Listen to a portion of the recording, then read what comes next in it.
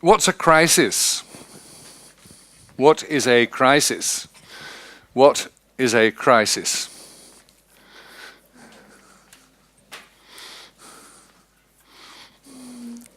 Big fire. Oh, that's an example of a, yes, yes, yes. Or shrinking big boats. Yes. Big fire, sinking of a big boat, which is a tragedy, your crisis your country has just been dealing with. Yes? It could be defined any event, probably, I'm just trying, any event that comes to the notice of the public that shakes the stability of an organization or a particular individual. You have been doing your homework. She says any event that can shake the confidence of the public in an organization, something like that, yes? That's absolutely right. And how do... a crisis is something that is a threat to you as a regulator or a company or an organization or a ministry, any event which is so dramatic that people start challenging your credibility and asking profound questions, and may of course be very dangerous as well, like boat sinking and the mining disaster in Turkey, the recent one there, you probably read about that too. Okay, so crises are big dramatic events which have an enormous public impact of one sort or another, and can threaten your organization. So tell me now, how do crises happen? What is the path towards a crisis? What causes crises?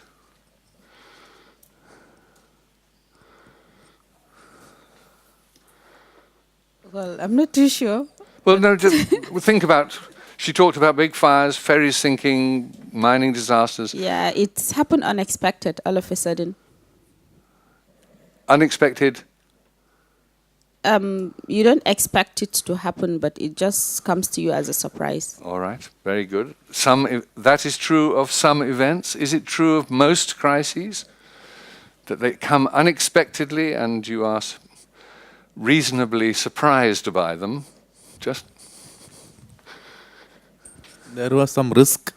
As a result of this risk, the crisis happened. Please say that again. There was a risk. So there was a risk, something to happen. Okay. So they taken the risk, but that risk end up with a harm. So that it happened as a crisis. Oh, so you think it was perhaps a conscious decision to take a path in which people knew there was some risk? Yeah. Okay, that would be true of people climbing Everest, for example, wouldn't it? You remember we had this great disaster of the Sherpas, whole groups of Sherpas on Everest dying in that avalanche. And of course, therefore, you assess the risks and you take the risk and then something terrible happens. Okay, that's certainly one thing. But what about most crises? What about the crisis of Hurricane Katrina, Hurricane Haiyan, mining disaster in Turkey, the sinking of the ferry in South Korea, all the Gulf of Mexico oil disaster. What if you look at all of those, do any kind of analysis of those, how unexpected were they? Did they come overnight, out of the blue, from nowhere? You're shaking your head. Why? I think that most of these risks you were expected to happen in some point. Probably it wasn't the most frequent risks that you will assess, but it's a minimal risk of happening, and probably the mechanisms that were put in place to prevent them didn't happen at all. So that's why. Hers is a generous interpretation. She's saying that you assessed the risks and knew that things might happen. The truth is that in many of the biggest disasters and crises, and this is true in pharmaceutical crises, the biggest ones, you can see them coming for years beforehand, and the risks are often neglected. completely neglected and seriously neglected. And the Turkish mining disaster last week, is an example.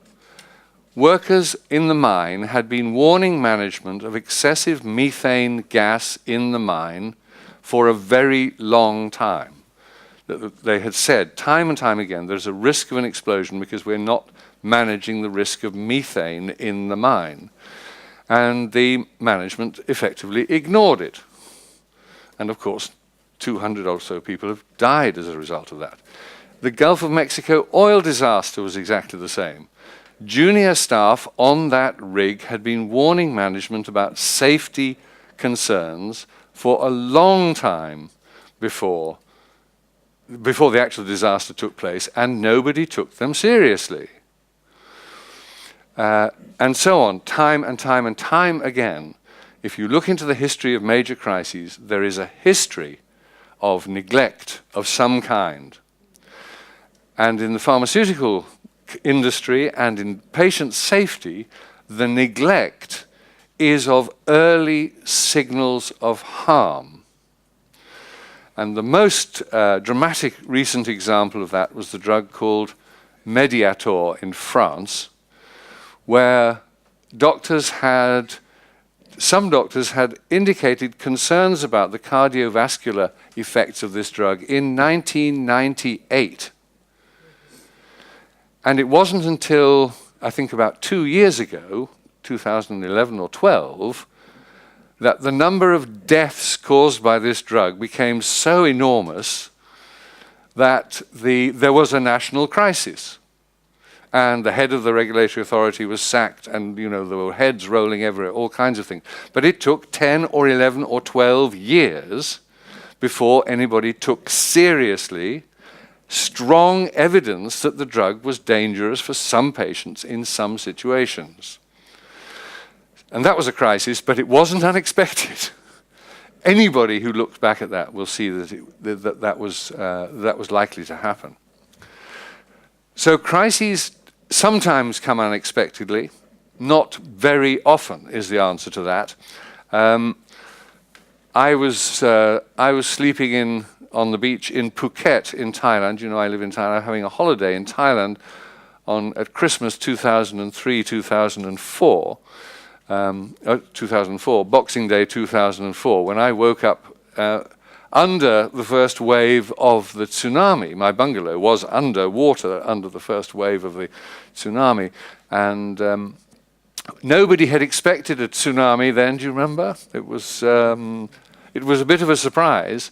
But if we had assessed the risks, and if we had warning buoys in the sea telling us about the arrival of waves, and if there had been evacuation routes, and if there had been warning sirens, as there are now, then some of the people who died in that tsunami would have survived.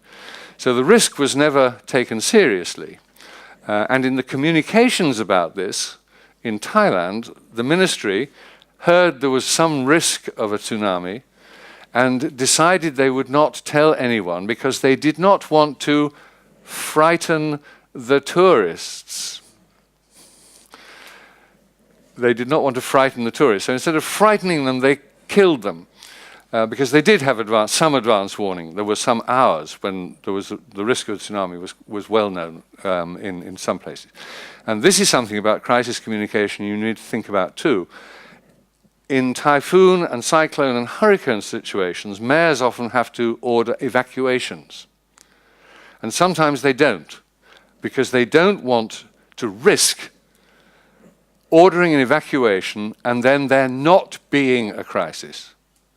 So they actually put people at risk of the real crisis, the real disaster, by being afraid of taking the risk of providing warning. But almost all disasters could have been prevented if the risks, the inherent risks had been managed. Fake drug crisis in Pakistan, poor quality control, poor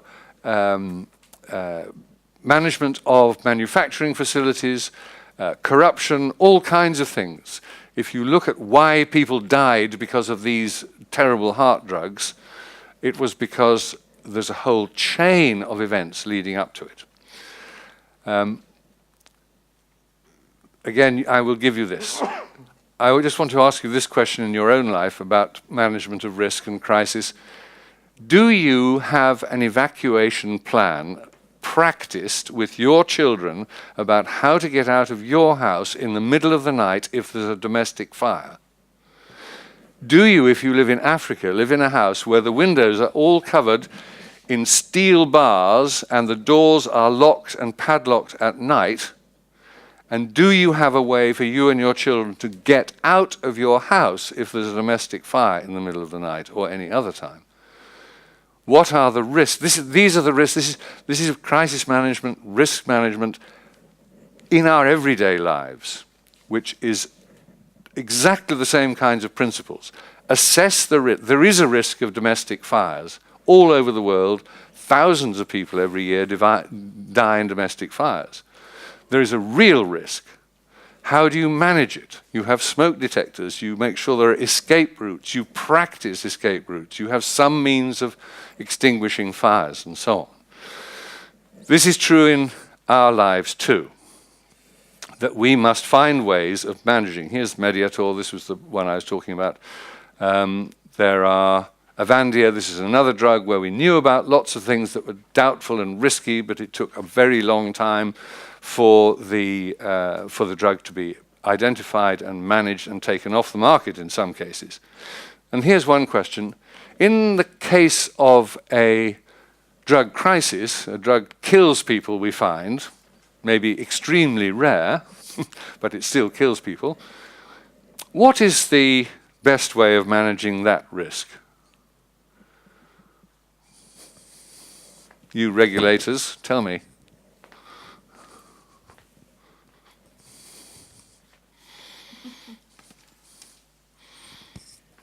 If we discover that a drug does a lot of harm to people, what's the best way of managing that risk? To a campaign. Okay. For the Campaign, she says. For the people.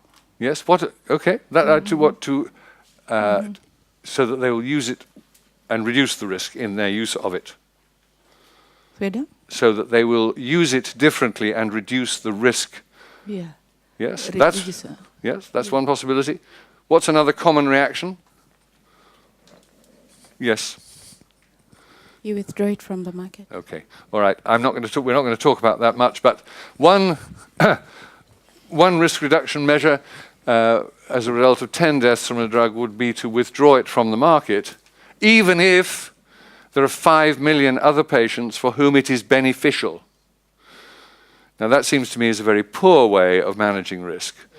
Yes? I mean, but it's very common. So we lose useful drugs because of a high risk for a small number of people. That's an issue to be talked about. Vaccination and polio and so on, these are enormous crises in terms of public health risk, of course. And poor communications and poor community relations were often behind these particular kinds of crises. So out of a calm sea, very quickly, but not unexpectedly, terrible things can come. These are some other risks where crises can be caused. Look-alike and sound-alike drugs, poor prescriptions, kids getting hold of drugs, stressed workers. Often behind major disasters there are workers who are unhappy or tired or stressed, who management are not taking care of. So in risk management, you assess your risks. You evaluate the seriousness of the potential harm. You prioritize what are the things we really have to do today. Take action to avert or reduce risks. Plan to reduce the danger when it happens. So imagine what happens if there is a drug disaster and a number of patients die. How will you handle that? Have you got a team ready to swing into action? This is an interesting case study, which again you can look at and investigate. Prepare yourselves for crisis. Have a team looking at the risks that your business or your office or your organization face. Make sure there are people planning. Rehearse what you do, who you speak to, especially a communications plan. And in terms of communications in crisis, tell the truth as far as it is known. Facts beyond question, actions being taken, and acknowledgement of the emotions of your audience. This is one of the things that particularly politicians are actually very bad at. I watched the Minister of the Interior in the Philippines standing on the streets of Tacloban after Hurricane Haiyan, when there were bodies lining the streets for days and thousands of people dead and every house flattened. And the interviewer said to this minister, local people tell us that there has been no aid from the government, no collection of bodies, and they are being completely neglected. And the minister said, we have lorries on the streets every day, we are collecting bodies, we have been sending aid, there are tents and food. The government has been doing a splendid job and there's no problem at all. And I mean, the interview went on, are the bodies I see every day the same ones or new ones, all sorts of stuff. But his mistake, and the mistake of many ministers of health, pharmaceutical companies, regulators, when there's a problem, is that they do not acknowledge the feelings of the people who have suffered the disaster. That minister should have said, the people of Tacloban have had the worst day in history for them. They are suffering. We are really sorry. We are hoping to help them. We are doing our, that sort of stuff, instead of trying to pretend there was no mistake. And the minister in Turkey the owner of the miner in Turkey last week, 200 people died in that explosion, said, but we had done everything necessary to prevent disasters. Well, not talking to the families of their employees who died, not acknowledging the pain and the suffering of a crisis. And that's a disaster, because that will create a new disaster of reputation. And people will not only be cross with you for making a mistake about a drug, they'll be very angry with you for being so heartless and cruel. So that's it. Some crises can be prevented, and you can do that by carefully examining the risks in your organization and trying to reduce them and manage them. And the impact of unexpected crises can be greatly reduced by thinking about them, thinking the unthinkable and planning for them. This is my last session with you on this course, and I won't see you again after today, because I won't be coming to the closing ceremony on Wednesday, because I live too far out in the country. So I just want to say goodbye to you all.